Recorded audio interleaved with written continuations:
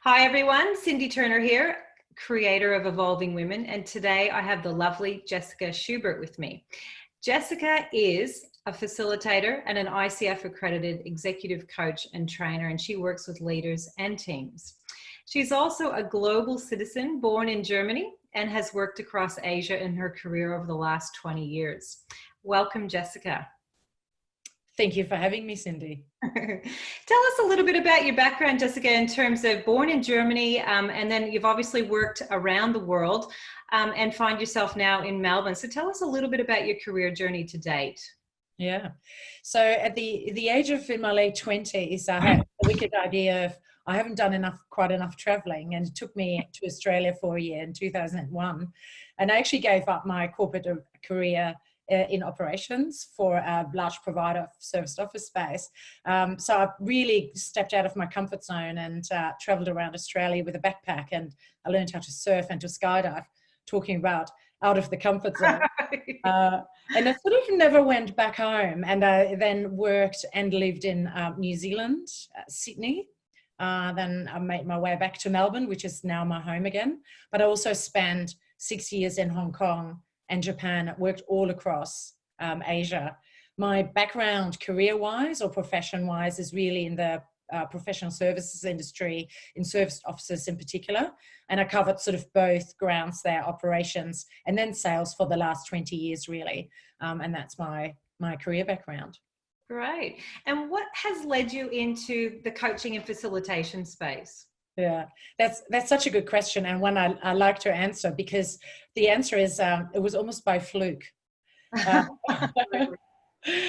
I was working in Hong Kong in 2013-14 for this startup company that has then had become huge, and I helped inducting, hiring, inducting, and training salespeople all across Asia for this particular company. And I took a coaching course with the ICL, the Institute of Executive Coaching and Leadership at the time, not really to become a coach, but I really liked the approach of using the methodology of asking questions and reflecting to get the most out of people, because that was my remit, to get the most out of our growing sales force. So I took it as my own profession development. And I will never forget driving to this training. I hadn't taken a training in a very long time. I was very nervous about it in my red Hong Kong taxi, and to Wan Chai. It was raining outside. I was like, what am I doing? And I tell you what, it was one of the hardest trainings I've ever done, because it was something so new and something so different. Yeah, I had to stop being an advice-giving maniac, and I really had to tune into people and get the most out of people with that methodology. But after the 3 days, I thought, this is what I want to do for the rest of my life. This is what I want to do with people I want to coach. And I took it from there in a side hustle, and then running my own business and building my own brand. Fantastic. And now running your company called Intact Teams. So what led you to specialize or focus on influencing skills? It's something that I've really developed over, the experience that I, have with my clients. So when I coach people, when I work with groups or teams in group coaching sessions, I learn just as much, I think, as my clients do and my participants or my coachees do. And the one thing that I've, seen come up all the time is that a lot of people of all ages and all levels of the organizations lack a skill to influence other people. And it's just something that, I try to, help teach and help get there with, tools, but also self-reflection, just for everyone and anyone in any organization. And I've found there was a real need, in particular for women, to, get self-awareness, but also have some really practical tools to influence other people around them in their organization or in their life. Would you say that influence is something that you come by naturally, or is it something learned for you? Because you're someone who just exudes confidence and that capacity. Look, it's probably a bit of both, to be honest. I think, we're all, born with certain genes. So when we talk about, influence with confidence, the confidence part comes from, you know, first of all, our genes, what we're born with, yeah, what people say about us, yeah, when we leave the room, and these two factors actually we can't influence, we can't, we can't control. And then there's the third one of, you know, what we actually decide to do with it, you know, with confidence. And so I think I've been lucky to be born with confidence to influence, but I certainly have only mastered it since I have learned tools how to influence.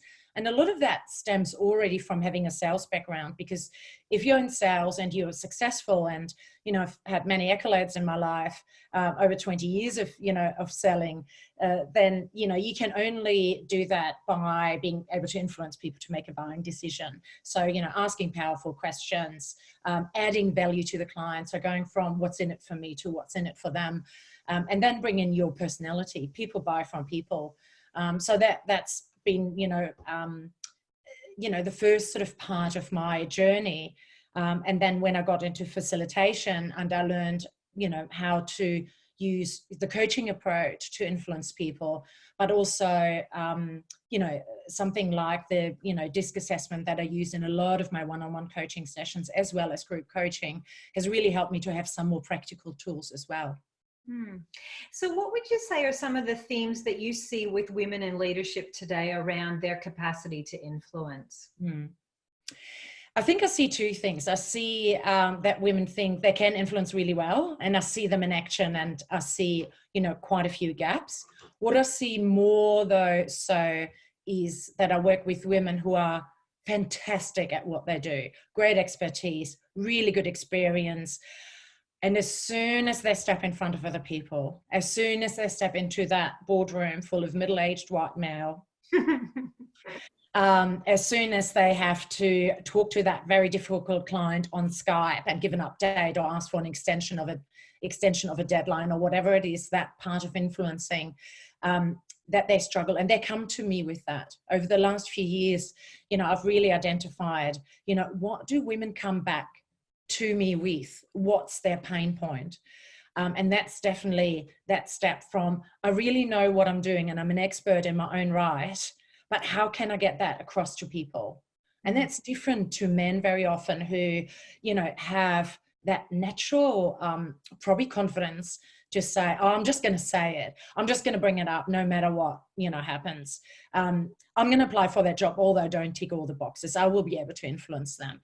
And I think, you know, there is that barrier of believing in yourself, you know, and for me, confidence really is, Cindy, it's like a notion or a feeling of saying, I have the right to be here.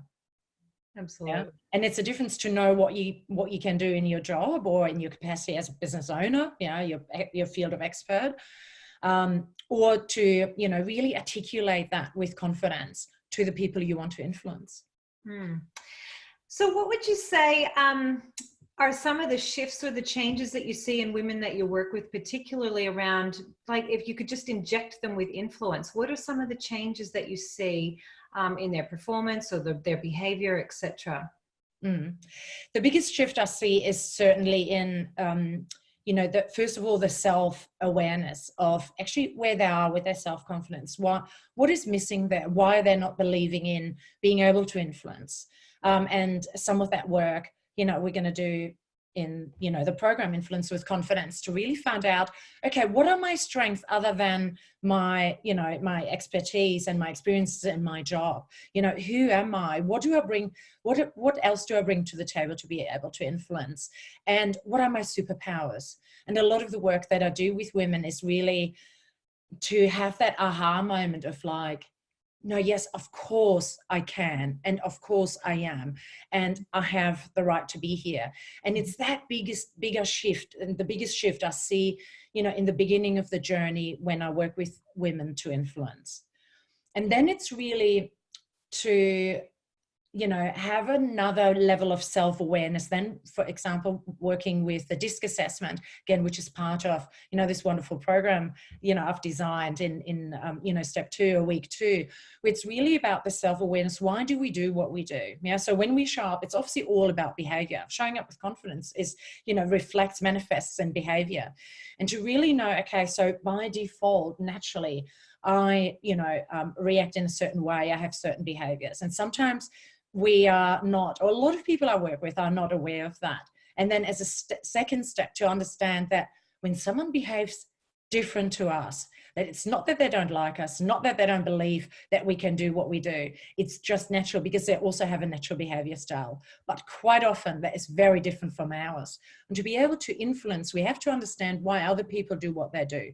What do they need to be able to communicate? What do they need to be able to make a decision? So a decision to be able to be influenced, a buying decision, a stakeholder decision. And that's that second sort of bigger aha moment and learning I get from women, working with programs like Influence with Confidence, that they get some really tangible and practical tools to find out, okay, so how can I flex myself into someone else's communication and behavior style to be able to influence them?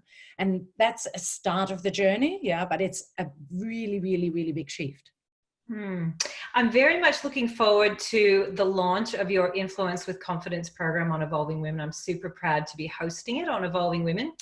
What would be one bit of advice that you would give to a woman who may be watching today around how she may enhance her own influencing skills?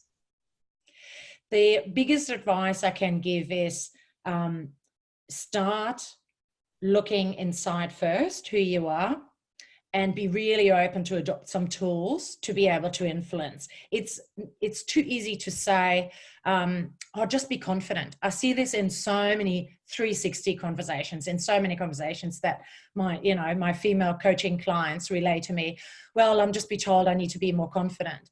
It's a completely different thing to gain confidence, and we're going to have to put the work in. And sometimes we can't do it ourselves.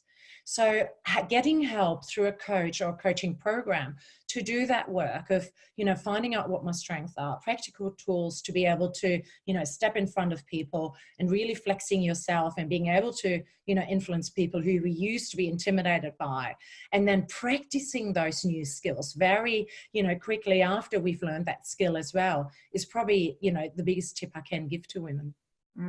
Fantastic. And I think really great advice too when you say, Jessica, that it's really hard to actually just turn on some sort of confidence switch, but to work with somebody outside of yourself that can help give you that important guidance, feedback, and the conversations to instill that confidence in yourself.